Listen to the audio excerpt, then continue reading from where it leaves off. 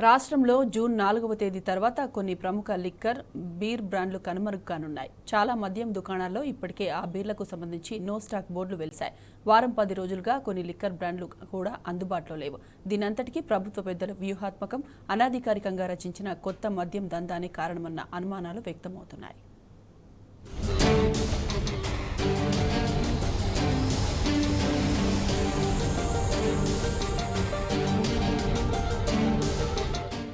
ప్రస్తుతం రాష్ట్రంలో మందుబాబులకు ఇష్టమైన బ్రాండ్ల మద్యం లభించడం లేదు.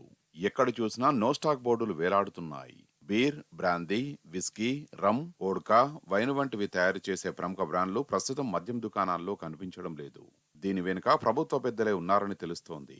ఇలా అందుబాటులో లేని బ్రాండ్లలో KFC strong, light, Knockout, Budweiser, Officer Choice, ఖర్జూరా, కూల్బర్గ్, 5000, రాయల్ స్టాగ్, టోబర్గ్ వంటివి ఉన్నాయి.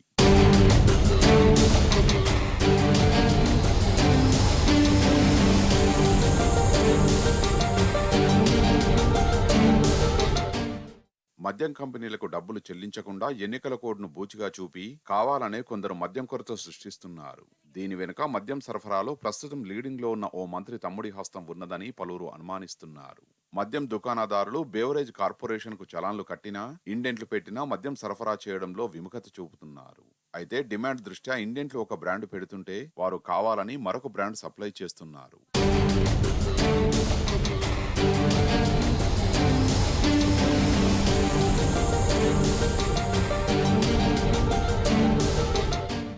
అనధికారికంగా రూపొందించిన మద్యం పాలసీ ప్రకారం తమకు అధిక శాతం కమిషన్ ఇచ్చిన బ్రాండ్లకే ప్రభుత్వ పెద్దలు అంగీకారం తెలుపనున్నారని తెలుస్తోంది. ఈ వ్యూహంలో భాగంగానే కొత్త మద్యం బ్రాండ్లను తెలంగాణలో ప్రవేశపెడతారని తెలిసింది. ఈ కొత్త బ్రాండ్ల ఎంట్రీలో కూడా ఎవరు ఎంత ఎక్కువ కమిషన్ ఇస్తే వారి సరుకుకే ప్రమోషన్ ఇచ్చేలా ప్రణాళికలు సిద్ధం చేశారు. ఈ అనధికారిక నియంత్రణ, కమిషన్ల ద్వారా ఒక్కో ఏడాదికి సుమారు 5,000 కోట్ల రూపాయల నగదు చేతులు మారుతుందని మద్యం వ్యాపార వర్గాల్లో చర్చ జరుగుతోంది. ఈ వ్యూహాత్మక ఎత్తుగడలో ఓ రాజకీయ నాయకుడి పాత్ర చాలా కీలకంగా ఉన్నట్లు తెలుస్తున్నది.